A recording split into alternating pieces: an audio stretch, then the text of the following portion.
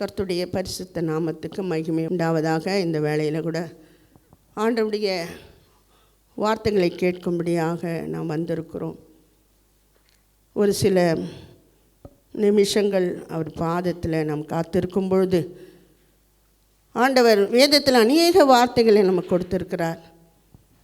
அப்படியாக எரேமியா 33:3 என்னை நோக்கி கூப்பிடு, அப்பொழுது நான் உனக்கு உத்தரவு கொடுத்து நீ அறியாதும் எட்டாதுமான பெரிய காரியங்களை உனக்கு அறிவிப்பேன் என்று ஆண்டவர் வாக்கு கொடுத்திருக்கிறார். இப்படியாக ஆண்டவரை நோக்கி கூப்பிடுகிற அனைவருக்கும் ஆண்டவர் உதவி செய்கிறவராக இருக்கிறார். அநேகர் ஆண்டவரை நோக்கி கூப்பிட்டார்கள், விடுதலை பெற்றுக்கொண்டார்கள், சுகத்தை பெற்றுக்கொண்டார்கள், அற்புதங்களை பெற்றுக்கொண்டார்கள். அநேகரை ஆண்டவர் நோக்கி பார்த்து ஆண்டவர் விடுதலை கொடுத்திருக்கிறார், ரட்சிப்பை கொடுத்திருக்கிறார், மீட்பை கொடுத்திருக்கிறார். அப்படிப்பட்ட தேவன் நம்மோடு இருக்கிறார். எந்த சூழ்நிலை ஆனாலும் அவரை நோக்கி நாம் பார்க்க வேண்டும். முதலாவது தேவனுடைய ராஜ்யத்தையும் நீதியும் தேடுங்கள் என்று வேதத்தில் எழுதியிருக்கிறது. முதலாவது அவரை தேடுவது. அவரை தேடும் பொழுது தான் அவரிடத்தில் நம்முடைய காரியங்கள், நம்முடைய தேவைகள், நம்முடைய கண்ணீர்கள் எல்லாவற்றையும் அவருடைய பாதத்தில் நாம் ஊற்றும் பொழுது தான் ஒரு பதில் கிடைக்கும். அவரை தேடாமல் நம்முடைய சித்தத்துக்கு, நம்முடைய விருப்பத்துக்கு ஏற்றாற் போல நாம் வாழாதபடிக்கு என்னை நோக்கி கூப்பிடு என்று ஆண்டவர் சொல்லியிருக்கிறார். அவருக்கு மறைவானது ஒன்றுமில்லை. ஆண்டவருக்கு எல்லா காரியங்கள் தெரியும். நம்மை பற்றி நம் கருவை உருவாதுக்கு முன்னவே நம் எலும்புகளெல்லாம் அவர் அறிந்திருக்கிறார். நம்முடைய கருவை அவருடைய கண்கள் கண்டிருக்கிறது. நாம் எப்படியாக பிறப்போம் என்பது ஆண்டவருக்கு தெரியும். ஆனாலும் அவரை நோக்கி கூப்பிட சொல்லியிருக்கிறார். எந்த காரியத்தையாவது நாம் முதலாவது யார்கிட்ட நம்ம என்ன சொல்லணும்னா, நம்ம சொன்னால் தான் நம்முடைய பிரச்சனை அவங்களுக்கு தெரியும். சொல்லாமல் எதுவும் தெரியாது. ஆனால் ஆண்டவர் எல்லாம் தெரிந்திருந்தாலும் நம்ம பிள்ளை நம்மை நோக்கி கூப்பிட மாட்டார்களா என்று ஆண்டவர் ஆவலோடு வாஞ்சியோடு காத்திருக்கிறார். நமக்கு உதவி செய்யும்படியாக ஆண்டவர் காத்திருக்கிறார். அப்படிப்பட்ட வல்லமையில கர்த்தர் நம்மோடு இருக்கிறார். யாராக இருந்தாலும் ஒரு குறிப்பிட்ட ஜனங்களுக்கு மாத்திரம்தான் கடவுள் என்று இல்லை. ஆண்டவர் இந்த உலகத்தையே ரட்சிக்க வந்தவர். யாராக இருந்தாலும், எந்த சூழ்நிலையாக இருந்தாலும், எந்த போராட்டமாக இருந்தாலும் முதலாவது அவர்கிட்ட சொல்லுங்கள். இவங்களுக்கு மாத்திரம்தான், தனிப்பட்ட மதத்தை சார்ந்தருக்கு மாத்திரம்தான் கடவுள் அப்படின்னு இல்லை. யாராக இருந்தாலும் நீ இருக்கிற வண்ணமாகவே என்னிடத்தில் வா என்று ஆண்டவர் அழைக்கிறார். அவரிடத்தில் வாங்கலை, நீங்கள் வந்து அவர் பாதத்தில் அமர்ந்து கேட்டு பாருங்கள். எந்த பிரச்சனையாக இருந்தாலும் சரி, நம்முடைய முயற்சியெல்லாம் வீணாக தான் போகும். இது முடியவே முடியாது, இது செய்யவே முடியாது, இவர்கள் மத்தியில் நாம் எப்படி நிற்போம், எப்படி வாழ்வோம் என்று சொல்லி நாம் கலங்கி தவித்து நம்முடைய சுய பலத்தால் எவ்வளோ போராடி பார்ப்போம். அது முடியவே முடியாது. ஆனால் ஆண்டவர்கிட்ட நாம் வரும்பொழுது, அவருடைய பாதத்தில் நம்முடைய விண்ணப்பங்களை வைக்கும் பொழுது கண்டிப்பாக ஆண்டவர் உதவி செய்ய வல்லமையுள்ள தேவனாக இருக்கிறார். அப்படியாக வேதத்தில் அநேகர் ஆண்டவரை நோக்கி கூப்பிட்டாங்க. வியாதியஸ்தர்கள் அவரை நோக்கி கூப்பிட்டாங்க. மத்தேயு சுவிசேஷத்தில் 8ஆம் அதிகாரத்தில் 2 குஷ்டரோகிகள் ஆண்டவரை நோக்கி கூப்பிட்டாங்க. ஒருவன் வந்து அவரை பணிந்து, ஆண்டவரே உமக்கு சித்தமானால் என்னை சுத்தமாக்க உம்மாலே ஆகும் என்று சொல்கிறார். அப்போ இயேசு என்ன பண்ணுறார்? இயேசு தமது கையை நீட்டி அவனை தொட்டு, எனக்கு சித்தமுண்டு, நீ சுத்தமாகு. அப்படி சொன்ன மாத்திரத்தில் அந்த குஷ்டரோகி சுகமானான். அப்படி விசுவாசத்தோடு போய் அவரிடத்தில் கேட்க வேண்டும். இது கிடைக்குமா, இது கிடைக்காதா என்று சந்தேகத்தோடு போகக்கூடாது. ஆண்டவரால் இது உமக்கு சித்தமானால் என்னை சுத்தமாக்கும் என்று இந்த குஷ்டரோகி கேட்கிறான். அதே போல் ஆண்டவர் சுகப்படுத்தினார். அப்படியாக 100க்கு அதிபதி, பெரிய ஒரு தலைவன் அவர் தன் வேலைக்காரன் திமிர் வேதமாய் கிடக்கிறான், படுக்கையிலே இருக்கிறான், அவனால் ஒன்றும் செய்ய முடியாது ஆண்டவரே, கொடிய வேதனைப்படுகிறான் என்று கேட்கும்பொழுது, ஆண்டவரே, நீர் எங்கள் வீட்டுக்கு வர நான் பாத்திரன் அல்ல, ஆனால் நீங்கள் ஒரு வார்த்தை சொல்லுங்கள். அப்பொழுது ஆண்டவருடைய வார்த்தைக்கு வல்லமை இருக்கிறது. அவன் எவ்வளோ விசுவாசத்தோடு கேட்கிறான், ஆண்டவரை நீங்கள் எங்கள் வீட்டுக்கு கூட வர வேணாப்பா, நீங்கள் இங்கேருந்தே ஒரு வார்த்தை சொல்லுங்கள், என் வேலைக்காரன் பிழைத்து விடுவான் என்று ஆண்டவரிடம் அந்த 100க்கு அதிபதி கேட்குறார். அப்படியே அவர், நீ விசுவாசத்தை படிய உனக்கு ஆக கடவுது என்று ஆண்டவர் சொல்கிறார். அதே மாதிரி விசுவாசத்தோடு அவன் கேட்கும்போது, அவர் இந்த இடத்துல அவர் சொன்ன அந்த வார்த்தை எந்த நேரத்தில் சொல்லப்பட்டதோ அதே இடத்துல அற்புதம் நடந்தது. அந்த வேலைக்காரன் சுகமடைந்தான். இப்படியாக அவரை நோக்கி நாம் கூப்பிட வேண்டும். எல்லாரும் போய் நம்மளுடைய கவலைகள், நம்மளுடைய பாரங்கள்லாம் சொல்லிட்டு கடைசியாக வந்து அவங்களாலாம் முடியாத சூழ்நிலை வந்து ஆண்டவர்கிட்ட நாம் நிற்பது சரி கிடையாது. முதலாவது அவரை நோக்கி கூப்பிடும் பொழுது அறியாத எட்டாவது மனம் நினச்சி கூட பார்க்க மாட்டோம். அப்படிப்பட்ட காரியங்களை ஆண்டவர் செய்ய வல்லமையுள்ள தேவனாக இருக்கிறார். அப்படியாக பேதுரு, ஆண்டவருடைய சீஷர்களில் ஒருவரான பேதுரு, அவருடைய மாமி ஜுரமாக கிடக்கிறாங்க. ஆண்டவர் போய் அவர்களை தொட்டு அந்த ஜுரத்தை நீக்கி விடுறார். அவங்க எழுந்து மறுபடியும் செய்ய வேண்டிய பணிவிடைகள்லாம் அவங்க செய்கிறாங்க. அநேகருக்கு ஆண்டவர் அற்புதம் செய்திருக்கிறார்.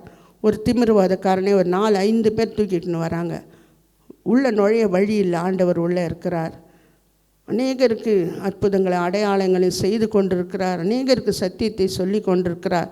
அந்த சூழ்நிலையிலே உள்ளே வர முடியல. ஆனால் அவங்க என்ன பண்ணுறாங்க, அந்த கூரையை பிரிச்சுட்டு அது உள்ள வழியாக அவங்க இறக்குறாங்க அவரை கட்டில்ல. அப்போ எவ்வளோ விசுவாசம் பாருங்கள். கண்டிப்பாக ஆண்டவர்கிட்ட போகும்போது கண்டிப்பாக விடுதலை உண்டு என்பதை ஒரு நம்பிக்கையோடு அவர்கள் செய்யும் பொழுது அந்த திமிர்வாதக்காரன் சுகமடைகிறார். இப்படியா உன்னுடைய பாவங்களுக்கு மன்னிக்கப்பட்டது. அவர் ஆண்டவர் தெரிஞ்சுக்கிறார் இது எதனால் வந்தது. அநேக பலவீனங்கள் வருது காரணம் நம்முடைய பாவமாகவும் இருக்கலாம். நம்ம தெரியாமல் செய்த பாவங்கள், தெரிந்து செய்த பாவங்கள், அது நம்மை தொடர்ந்து வருகிறது. அதனால் அநேக பலவீனங்கள் நம்மிடத்தில் வரலாம். அதனால் தான் ஆண்டவர் சொல்கிறார், உன்னுடைய பாவங்கள் உனக்கு மன்னிக்கப்பட்டது, உன் படுக்கை எடுத்துக்கொண்டு நட, உன் வீட்டுக்கு போ என்று ஆண்டவர் சொல்கிறார். அப்படியாக பெரும்பாடுள்ள ஸ்திரீ, அவங்க வந்து இவ்வளோ ஜனக்கூட்டத்தில் ஆண்டவர் போகும்பொழுது அந்த ஜனத்தில் எப்படி தான் அவங்க வந்து அவருடைய ஆஸ்தியெல்லாம் இழந்து 12 வருடமாக பெரும்பாடுள்ள ஸ்திரீ. அந்த பெரும்பாடுனா பெண்களாக நீங்கள் அறிந்திருப்பீங்க. அந்த நேரத்தில் எவ்வளோ பலவீனம் இருக்கும். அதுவும் 12 வருஷமாக அவங்க இருக்கிறாங்கன்னும் போது எவ்வளோ வேதனை. ஒன்றுமே இல்லாத சூழ்நிலை, எல்லாவற்றையும் இழந்து மருத்துவர்கிட்ட போய் யார் என்னென்ன வைத்தியம் சொல்கிறாங்களோ நாமும் அப்படி தான் ஒரு சில நேரம் இருக்கிறோம். அதுக்கு ஏற்ற வழியை நாம் தேடாதபடிக்கு யார் எங்கெங்கே சொல்கிறாங்களோ அங்கே போகிறது இங்கே போகிறது அப்படியெல்லாம் பண்ணிவிட்டு கடைசி நேரத்தில் தான் நம்ம ஆண்டவரை தேடி வருவோம். ஆனால் அந்த கடைசி நேரத்தில் அவங்க விசுவாசத்தோடு வந்து அப்படி வஸ்திரத்தின் ஓரத்தையாவது தொட்டால் நம்ம சுகம் கிடைக்கலாம். ஏன்னா அந்த நெருக்கடியில் அவரை பார்க்க முடியாது. அந்த மக்கள் பயங்கரமாக நெருக்கிறாங்க. அந்த சமயத்தில் அந்த நெருக்கத்தில் அப்படியே தள்ளின்னு போய் அவருடைய வஸ்திரத்தை தொட்டால் நம்ம கண்டிப்பாக சுகம் கிடைக்கும் என்று விசுவாசத்தோடு அவங்க தொட்டதுனால அவங்க சுகம் பெற்றுக்கொண்டாங்க. அப்போ ஆண்டவர் அவங்கள பார்த்து, உன் விசுவாசம் உன்னை ரட்சித்தது அப்படின்னு சொல்கிறார். அப்படியாக விசுவாசத்தோடு கேட்கும்போது நாம் பெற்றுக்கொள்கிறோம் பெரிய காரியங்களை ஆண்டவர். அதே போல் சங்கீதக்காரன் தாவீது, அவர் கூட எத்தனையோ கஷ்டங்கள் மற்ற எல்லா சூழ்நிலையும் அவர் ஆண்டவரை மாத்திரம் நோக்கி கூப்பிடுவார். கூப்பிட்டு விடுதலை பெற்றுக்கொள்ளுவார். ஆண்டவரே, நெருக்கத்திலே நான் உண்மை நோக்கி கூப்பிட்டேன், நீர் என்னுடைய அங்கலாய்ப்பெல்லாம் மாற்றுகிறீர் அப்படி என்று எவ்வளோ பெரிய ராஜா வந்தால் கூட தன்னை தாழ்த்தி ஆண்டவர் சமூகத்தை நோக்கி பார்க்கிறவரார். தன்னுடைய சுய பலத்தால் அவர் எதுவுமே செய்ய மாட்டார். ஆண்டவருடைய பாதத்தில் அவர் காத்திருந்தால் எல்லாவற்றையும் அவர் நோக்கி கூப்பிட்டு இருக்கிறார். இந்த குருடர்கள், தாவீதின் குமாரனே எனக்கு இறங்கும் என்று அவர் பின்னாடியே சொல்லி கத்திக்கினே இருக்கிறாங்க. ஆனால் அவங்க சீஷர்கள் வந்து அதட்டுறாங்க. அப்போ ஆண்டவர் அவங்களுக்கு சுகத்தை தரார். இப்படியாக ஆண்டவரால் கூடாத காரியம் ஒன்றுமே இல்லை. மக்களுக்காகவே, நம்முடைய பாவங்களுக்காகவே அவர் சிலுவையிலே தன்னுடைய ஜீவனையே கொடுத்து நம்ம மீட்டு கொண்டார். அப்படிப்பட்ட வல்லமையுள்ள தேவன் நம்மோடு இருக்கிறார். நாமும் அவரை பற்றி கொண்டு வாழ நாம் கடமைப்பட்டு இருக்கிறோம். பிசாசுகளை துரத்தினார். இப்படியாக அவர் நன்மை செய்தபடியால் அவருக்கு அநேக பாடுகள் வந்தது. அவரை அந்த அரசர் ராஜாக்கள்லாம் சேர்ந்தவர் அவர் தேவ தூஷணம் செய்கிறான்னு சொல்லிட்டு அவரை சிலுவையில் தான் வகை தேடுறாங்க. அவர் செய்த நன்மைகள் யாரை நினைக்கல, பயம் வந்துடுச்சு அவங்களுக்கு. இவ்வளோ நன்மைகள் இவர் செய்கிறாரே, நம்முடைய ஆட்சிக்கு ஒரு கேள்விக்குரிய மாறிடு என்று பயத்தினால மக்கள் இவர் பின்பாகவே போய்விடுவார்கள் என்று பயந்து தான் அவங்க இப்படிப்பட்ட காரியத்தை செய்கிறாங்க. ஆண்டவர் விடுவிக்கிற தேவன். அவர் அநேகரை அவரே நோக்கி கூப்பிடுறதுக்கு முன்பதாகவே அநேகருக்கு ஆண்டவர் உதவி செய்கிறார். மத்தேயு 6ஆம் அதிகாரம் 6ஆம் வசனத்தில், நீயே ஜெபம் பண்ணும்பொழுது உன் அறை வீட்டிற்குள் பிரவேசித்து கதவை பூட்டி கொண்டு அவரை நோக்கி நாம் கூப்பிடும் பொழுது ஆண்டவர் நமக்கு பெரிய காரியங்களை செய்ய வல்லமையுள்ள தேவனாக இருக்கிறார். நாம் மற்றவர்களைப் போல இல்லாதபடிக்கு அறை வீட்டிற்குள் போய் கதவை பூட்டி கொண்டு ஜெபிக்கணும். ஏன்னா தனியாக அறையில் போய் அமர்ந்து ஜெபிக்கும் பொழுது தான் ஆண்டவரோடு நம்முடைய எந்த பாரமாக இருந்தாலும் நம்முடைய தவறுகள் எல்லாவற்றையும் அறிக்கையிட அதுதான் ஒரு நல்ல வழி. நம்ம ஆண்டவரோடு பேசுவது யாருக்கும் தெரியாது. எவ்வளோ கண்ணீர்கள் நம்ம கடந்து வந்த பாதைகளில் ஆண்டவர் செய்த நன்மைகளை நாம் நினைத்து அவருக்கு நன்றி செலுத்தும் போது நம்ம கண்ணீரை அடக்கவே முடியாது. எத்தனை காரியம் ஆண்டவரை நோக்கி நாம் கூப்பிடும்போது ஆண்டவர் எத்தனை அற்புதங்களை நம் வாழ்க்கையில் செய்திருக்கிறார் என்பதை நீங்கள் ஒவ்வொருவரும் கூட நீங்கள் அனுபவிச்சிருப்பீங்க. அதெல்லாம் நினைக்கும்போது நமக்கு பேசுவதற்கு வார்த்தையே வராது. எப்படி நெருக்கத்தில் இருந்தோம், எப்படி இருந்தோம். கடந்து ஒரு 10 வருஷத்துக்கு முன்னாடி, ஒரு 5 வருஷத்துக்கு முன்னாடி, ஒரு 15-20 வருஷத்துக்கு முன்னாடி நம்ம திரும்பி நம்ம பார்த்து கொஞ்ச நேரம் அந்த காரியங்கள்லாம் யோசித்து பார்க்கும்போது ஆண்டவர் எப்படியாக நம்மை நடத்தினார். அப்படி ஏற்ற காலத்தில் நம்ம உயர்த்துகிற தேவனாக இருக்கிறார். இப்படியாக ஆண்டவர் தேடி மீட்டவர். பக்தியுள்ளவர்கள் உண்மையே நோக்கி பார்ப்பார்கள் என்று வேதத்தில் எழுதியிருக்கிறது. அவர்கள் உம்மை நோக்கி பார்த்து பிரகாசம் அடைந்தார்கள். அவர்கள் முகங்கள் ஒருபோது வெட்கப்பட்டு போனதே இல்லை. ஆண்டவரை நோக்கி பார்த்தவர்கள் ஒருபோது வெட்கப்பட்டு போனதே இல்லை. பார்த்துருப்போம் நம் திருச்சபையில் கூட, நம்ம உறவின் மத்தியில், நம்ம வாழ்கிற இடங்களில் ஆண்டவரை பற்றி கொண்ட பிள்ளைகள், அவரை நோக்கி பார்த்த பிள்ளைகள் வாழ்க்கையில் ஆண்டவர் செய்த அற்புதங்களை நம்ம பார்த்துருப்போம். ஒரு மகள், அதை கடந்த வாரம் கூட நான் சொல்லியிருப்பேன், அந்த வீடு ஒரு ரூப் போடணும், பாத்ரூம் கட்டணும் அப்படின்னு சொல்லி அந்த மகள் நேற்று சொல்லும்பொழுது, முன்னாள்லாம் மழை, இந்த பொருளெல்லாம் வாங்கி வச்சுட்டோம்மா, அதை செய்யறதுக்கு இவ்வளோ காசு கேட்குறாங்க. அது முடிஞ்ச பிறகு அவங்க கொஞ்சம் கம்மியாக தான் கொடுத்தா வாங்கிக்கினாங்க. சாப்பாடெலாம் கடையில் வாங்கினோன்னா அந்த சாப்பாடு விலை 150 ரூபா. ஆனால் எங்களுக்கு சாப்பாடு வேணாம், காசு கொடுத்துருங்க. நாங்கள் 100 ரூபா கொடுத்தேன், அதையும் அவங்க ஒன்றுமே சொல்லாத வாங்கிக்கினாங்க. இப்படியாக அந்த வேலையெல்லாம் முடித்த அந்த மகள் எனக்கு 2000 ரூபா மிச்சம் ஆச்சு. கர்த்தர் தான் இதை செய்தார். கர்த்தருடைய ஒரு பாதத்தில் இந்த காரியத்தை நான் வைச்சேன். அவருடைய சமூகத்தில் அவரை நோக்கி கூப்பிட்டேன். அழகாக முடித்து இதை வாங்கணும், பெயிண்ட் வாங்கணும், ஏதோ லிக்விட் ஒன்று வாங்கணும், அதெல்லாம் எங்கக்கிட்ட இருக்குதுன்னு சொல்லி அந்த வேலை செய்கிறவங்களே கொடுத்து, இப்படியாக ஆண்டவர் பாருங்கள் எவ்வளோ அற்புதம் அந்த மகளுக்கு செய்தார். அழகாக முடிச்சுட்டு எங்கக்கிட்ட சொல்லும் போது எவ்வளோ சந்தோஷம் அந்த மகளுக்கு. இன்னும் இந்த காரியம் எவ்வளோ சீக்கிரம், இன்னும் ஒரு வாரத்தில் அந்த இதெல்லாம் பிரித்தோடனே இந்த வேலையெல்லாம் முடிஞ்சிடுமா அடுத்துச்சு. அப்படியே ஒரு கேஷுவலாக அந்த மகள் சொல்லும் போது ஆண்டவர் மேலே அவ்வளோ விசுவாசம். ஆண்டவர் எல்லாத்தையும் பார்த்துக்குவார். இந்த நாளில் நான் அந்த இடத்த ரெஜிஸ்டர் பண்ணணும், ஒரு ப்ரேயர் வைக்கணும், நீங்கள் வாங்க. அப்படின்னு சொல்லும் போது ஆண்டவர் பாருங்கள் எவ்வளோ பெரிய காரியங்களை செய்கிற ஒரு ஏழை மகள், ஒரு வீட்டு வேலை செய்கிறது மகள் தான். இப்படி கர்த்தர் அநேகரை கொண்டு அற்புதங்கள் என் மகள் வாழ்க்கையில் ஆண்டவர் செய்கிறார். அப்படியாக உங்களுடைய வாழ்க்கையில் ஆண்டவர் கண்டிப்பாக செய்ய வல்லமையுள்ள தேவனாக இருக்கு. ஏன்னா அவரை நோக்கி நம்ம கூப்பிடணும். ஆண்டவர் தேடி வந்து உதவி செய்தவர்கள் அநேகர் சுகம் பெற்றுக்கொண்டார்கள், அற்புதங்களை கண்டார்கள். அப்படியாக அன்னாள் கூட தேடி வந்து ஆண்டவர் அன்னாளுடைய கண்ணீரை கண்டு ஒரு குழந்தையை கொடுத்து அவங்க பாருங்கள் அந்த குழந்தையை அர்ப்பணிக்கிறாங்க ஆண்டவருக்காக. ஆண்டவர் என் நிந்தையை மாற்றினார் என்று சொல்லி அந்த குழந்தைய ஆண்டவருக்காக அந்த மகள் கொடுக்குறாங்க. சாமுவேலை நோக்கி கூப்பிட்டார். சாமுவேல் சிறு குழந்தையாக இருக்கும்போது ஆண்டவர் நோக்கி அவர் கூப்பிட்றார். அந்த குழந்தை 3 வயசு குழந்தை, என்ன தெரியும். அப்படியாக அந்த அவரை சாமுவேலை அழைத்து அவர் மூலமாக தீர்க்க தரிசனங்களை உரைத்து பெரிய ஒரு தீர்க்கதரிசியாக அவரை மாற்றினார். இப்படியாக ஆண்டவர் நோக்கி அநேகரை அவர் அழைத்தார். மோசையை அழைத்தார் ஆண்டவர். அப்படியாக பெயரிட்டு அழைத்தவர்கள் அநேகர், தாவீது, தானியேல், இப்படியாக அநேகரை ஆண்டவர் எடுத்து பயன்படுத்தினார் அவருக்காக. அப்புறம் சகையை தேடி சென்று தான் ஆண்டவர் அழைத்தார். உன் வீட்டில் நான் எனக்கு தங்குவேன், உணவு அருந்துவேன் அப்படின்னு சொல்லி அதன் மூலம் அவர் ஒரு மனம் திரும்புதலை கொடுத்து ரட்சிப்பை அந்த சகையை அவர் பெற்றுக்கொண்டார்.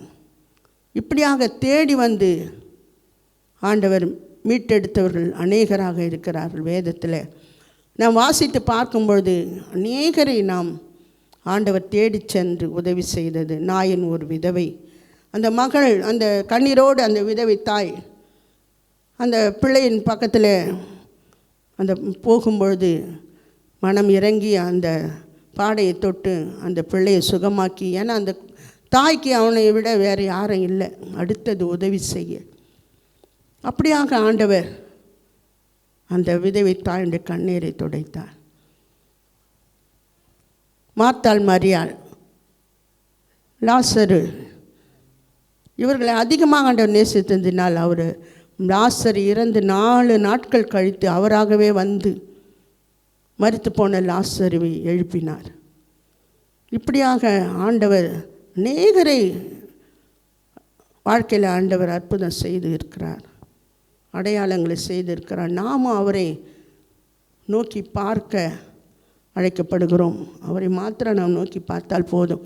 நம் வாழ்க்கையில் முடியாத காரியங்கள் ஆண்டவர் செய்ய வல்லமையுள்ள தேவனாக இருக்கிறார். சங்கீதம் 31:10 நம்முடைய புலம்பலை ஆனந்த களிப்பாக மாற பண்ணினீர். எந்த சூழ்நிலை வெட்கப்பட்டு போகாதபடிக்கு ஆண்டவர் நம்மை உயர்த்துகிற தேவனாக இருக்கிறார். சங்கீதம் 50 ஆபத்து காலத்தில் என்னை நோக்கி கூப்பிடு, நான் உன்னை விடுவிப்பேன், நீ என்னை மகிமைப்படுத்துவாய். இப்படியாக அநேக வார்த்தைகள், என்னை நோக்கி கூப்பிடு, என்னை நோக்கி கூப்பிடு என்று ஆண்டவர். ஆனால் நம்ம என்ன பண்ணுறோம்? கூப்பிடாமல் இருக்கிறோம். ஆண்டவர் தெரியாதா நம்முடைய காரியங்கள்லாம்? அவரே நாம் சோதித்து பார்க்கிறவர்களாக இருக்கிறோம். அப்படியாக என்னுடைய பேரன் +1 எக்ஸாம் நான் அநேக தரம் அவனை பற்றி நான் சொல்லியிருக்கிறேன். ரொம்ப பலவீனமான மகன் இருந்தாலும் அந்த பரீட்சை நேரத்தில் ரொம்ப பிள்ளைங்க கூட சேர்ந்து விளையாடினே இருப்பான். ஆனால் கொஞ்சம் நேரம் தான் வந்து படிப்பான். நீ ஜெபம் பண்ணுறா, பைபிள் படிடா, கண்டிப்பாக ஆண்டவர் உதவி செய்வார். அந்த நேரத்தில் தான் அவன் செய்தான், படிப்பான், பைபிள் படிப்பான், டெய்லி ஜெபம் பண்ணுவான். அந்த பரீட்சை நேரத்தில் ஒரு பயம் அவனுக்கு வந்துடும், எப்போமோ ஒரு மயக்கம் வந்துடும், ஜுரம் வந்துடுச்சு. அவன் எக்ஸாம் தொடங்குறப்பவே ரொம்ப பயந்தவன். ஜெபம் பண்ணி, ஆண்டவரே அப்போ அந்த பிள்ளைக்கு நீங்கள் தான்ப்பா, இவ்வளோ பலவீனமான மகன், அவனுக்கு நீங்கள் தான் ஆண்டவரே துணையாக இருக்கணும் அப்படின்ட்டு அந்த நேரத்தில் நாங்கள் யோசிச்சுன்னுக்கிறோம். அதான் இப்போ அவரை நோக்கி கூப்பிட்ட பிறகு கூட ஒரு அவிசுவாசம், என்ன பண்ணுறான், மயக்கம் வந்துடுச்சா அப்படிலாம் யோசிச்சுன்னு இருந்தேன் நான். ஆனால் ஆண்டவர் பாருங்கள், எக்ஸாம் எழுதிட்டு வந்து தைரியமாக சொல்லுவான், இவ்வளோ மார்க் வரும், அவ்வளோ மார்க் வரும் அப்படின்னு. அதே போல் இப்போ ரிசல்ட் வந்தது. எனக்குள்ளே டவுட், அவனா ஒரு எப்படியும் 400க்குள்ளே எடுப்பான், அப்படின்னு நினச்சி யோசிச்சுன்னு வந்தோம். அவன் அந்த நேரத்தில் ரொம்ப கையெல்லாம் நடுங்குது, கையெல்லாம் ஐஸ் மாரி ஆயிடுச்சு. அன்றைக்கி ரிசல்ட்டு வர அன்றைக்கி நானும் ப்ரேயர் பண்ணின்னுக்கிறேன். அவனை உட்கார்றப்ப ப்ரேயர் பண்ணலாம் வாப்பான்னு கூப்பிட்டு 2 பேரும் ப்ரேயர் பண்ணினே இருந்துட்டு கரெக்டாக 2 மணி போய் ரிசல்ட்டு பார்த்தா 413 மார்க்கு. ஆண்டவர் பாருங்களேன், எனக்கு ஏசப்பா தான் செய்தார்னு ஒரே சந்தோஷம் அவனுக்கு. ஏன்னா அவரை நோக்கி நம்ம கூப்பிடும் பொழுது கண்டிப்பாக அவனுக்குள்ளே ஒரு விசுவாசம் இதில் வந்தது. இனிமேல் ஆண்டவர் நான் இன்னும் அதிகமாக தேடுவேன். ஃபஸ்ட்டுலேருந்தே நான் உழைப்பேன். நான் முதல்லேருந்தே நான் படிக்கலை, இன்னும் படிச்சிருந்தா எனக்கு நல்ல மார்க் வந்திருக்கும். இந்த வருஷம் நான் இன்னும் நல்லா படிப்பேன் அப்படின்னு ஒப்பு கொடுத்தேன். ஆண்டவரை இன்னும் தேடுவேன். அப்படியாக அவரை நோக்கி நாம் கூப்பிடும்போது நாம் அறியாதும் எட்டாதுமான பெரிய காரியங்களை செய்ய ஆண்டவர் வல்லமையுள்ள தேவனாக இருக்கிறார். இப்படியாக உங்களுடைய வாழ்க்கையில் ஆண்டவர் அவரை நோக்கி கூப்பிடும் பொழுது அநேகர் பிள்ளைகளை ஸ்கூலில் காலேஜுக்கு சேர்க்கணும், கல்லூரியில் சேர்க்கணும், ஸ்கூல் சேர்க்கணும், இப்படியாக அநேக தேவைகளோடு நீங்கள் இருப்பீங்க. ஆண்டவர் இப்படியாக நாம் அவரை தேடும் பொழுது எப்படிப்பட்ட நெருக்கம் மத்தியில் இருந்தால் கூட ஆண்டவரை நோக்கி நாம் கூப்பிடும்பொழுது கண்டிப்பாக ஆண்டவர் உதவி செய்ய வல்லமையுள்ள தேவனாக இருக்கிறார். அவரை மாத்திரம் நீங்கள் நோக்கி பாருங்கள். யாரையும் நம்பி ஓடாதீங்க. இந்த சூழ்நிலையில் அவருக்காக ஒரு நேரத்தை கொடுத்து அவர் பாதத்தில் காத்திருந்து தன் பிள்ளைகளுக்காக, குடும்ப தேவைகளுக்காக, பிள்ளையுடைய திருமண காரியங்கள், கடன் பிரச்சனைகள், பலவீனங்கள் எல்லாவற்றின் மத்தியிலும் அவரை நோக்கி நாம் பார்க்கும்போது கண்டிப்பாக நாம் விடுதலை பெற்றுக்கொள்ள அழைக்கப்படுகிறோம். இந்த வேலையில் கூட ஆண்டவர் கொடுத்த இந்த வார்த்தைகளுக்காக ஆண்டவருக்கு நன்றி செலுத்தலாம், ஜெபிக்கலாம். ஸ்தோத்திரம். ஆண்டவரே, எங்களை நேசித்து வழிநடத்துகிற அன்பின் பரலோக பிதாவே, ஆண்டவரே உடைய வார்த்தையின் மூலம் அப்பா நீங்கள் உம்மை நோக்கி பார்த்தவர்கள் அநேகர் விடுதலை பெற்றுக்கொண்டாருங்க. ஆனால் நீங்கள் ஆண்டவர் அநேகருக்கு பெயர் சொல்லி அழைத்து அநேகரை நீங்கள் தேடி சென்று நீங்கள் உதவி செய்தீங்கப்பா. அப்படியாக எங்களுடைய வாழ்க்கையில் நாங்கள் உண்மை நோக்கி பார்க்க, உண்மை மாத்திரம் நோக்கி பார்க்க, உலகத்தாரை அல்ல, மனிதர்களை அல்ல ஆண்டவரே, உலக காரியங்களை நாங்கள் நோக்கி பார்த்து கொண்டு இல்லாதபடிக்கு அதெல்லாம் வெறும் வீண் விருதா என்பதை நாங்கள் உணர்ந்தவர்களாக உண்மை மாத்திரம் நோக்கி பார்க்க ஆண்டவரே எனக்கு ஒரு விஷயங்கப்பா. இந்த டிவிக்கு முன்பதாக, யூடியூப் மூலமாக, ஃபேஸ்புக் மூலமாக இதை பார்த்து கொண்டிருக்கிற ஒவ்வொரு பிள்ளைகளும் எப்படிப்பட்ட காரியமாக இருந்தாலும் இது முடியாத காரியம், இதை யாராலும் செய்ய முடியாது என்று நினைக்கிற காரியங்களை கூட நீங்கள் ஜெயத்தை தருகிறவர். விசுவாசத்தோடு உண்மை நோக்கி பார்க்கும்பொழுது பெற்றுக்கொள்வோம் என்று ஆண்டவர் ஒவ்வொரு பிள்ளைகளும் உண்மையே நம்பத்தக்கதாக கிருபை செய்யுங்க ஆண்டவரே. யாராக இருந்தாலும் புறம்பே தள்ளாத கர்த்தர் ஆண்டவரே உண்மை நோக்கி பார்த்து விடுதலை பெற்றுக்கொள்ளட்டும், ஆசீர்வாதங்களை பெற்றுக்கொள்ளட்டும். இந்த நாட்கள் அநேக தேவைகள் பிள்ளைகளுக்காக ஆண்டவரே காத்திருக்கிறாங்கப்பா. தேவையோடு பண தேவைகள் அதிகம் இருக்கிறதப்பா. தேவன் நீங்கள் சொல்லியிருக்கீங்களே, உனக்கு அறியாது எட்டாதுமான காரியங்களை செய்வேன் என்று. பரத்திலிருந்து பிள்ளைகளுக்கு ஒத்தாசை அனுப்புங்க, பிள்ளைகளுடைய வாழ்க்கை சீர்படுத்துங்க ஆண்டவரே. அநேக பிள்ளைகள் அப்பா நல்ல மதிப்பெண் எடுக்கலன்னு சோர்ந்து போயிருப்பாங்க ஆண்டவரே. ஆண்டவரே அவர்கள் அப்பா இந்த வருகிற ஆண்டாவது நான் நல்லா படிப்பேன்ற எண்ணத்தை தாங்க. தவறான முடிவுகள் பிள்ளைகள் எடுக்காதபடிக்கு நீங்கள் காத்து கொள்ளுங்கப்பா. சோத்தரிக்கிறோம் கர்த்தர். அப்படியாக நீங்கள் செய்ய வல்லமையுள்ள தேவனாக இருக்கிறீங்க ஆண்டவரே. சோத்தரிக்கிறோம். உடைய பாதத்தில் தன்னை அர்ப்பணிக்கட்டும், நோக்கி கூப்பிடட்டும் ஆண்டவரே. நீங்கள் விடுதலை தாங்கப்பா ஆண்டவரே. நான் தவறு செய்து விட்டேன் என்று பிள்ளைகள் கலங்கி போய் தவறான முடிவுகள் எடுக்காதபடிக்கு ஆண்டவரே உம்முடைய பாதத்தில் தன் குற்றங்களை அறிக்கைட்டு அதை விட்டு வருகிற ஆண்டிலாவது நல்லா படித்து நல்ல மார்க் எடுக்கணும் என்ற எண்ணத்தை பிள்ளைகளுக்கு தாங்கப்பா. நீங்கள் அப்படியாக செய்வீங்க நம்புகிறோம். அடிமைத்தனத்திலிருந்து மீட்டெடுங்க. அநேக பிள்ளைகள் செல்ஃபோனுக்கு அடிமையாக இருக்கிறாங்கப்பா, அவங்களெல்லாம் மீட்டெடுங்க ஆண்டவரே. நீங்கள் அப்படியாக செய்வீங்கன்னு நான் நம்புகிறோம். இப்படி வல்லமையில கரத்தில் ஒவ்வொரு பிள்ளைகளும் ஒப்பு கொடுக்குறோம். நீர் பெரிய காரியங்களை செய்யுங்க, வழி நடத்துங்க. துதிகான மகிமை எல்லாம் ஒருவருக்கே நாங்கள் செலுத்துகிறோம். மீட்பர் இயேசுவின் மூலமே கேட்கிறோம் நல்ல பிதாவே, ஆமென்.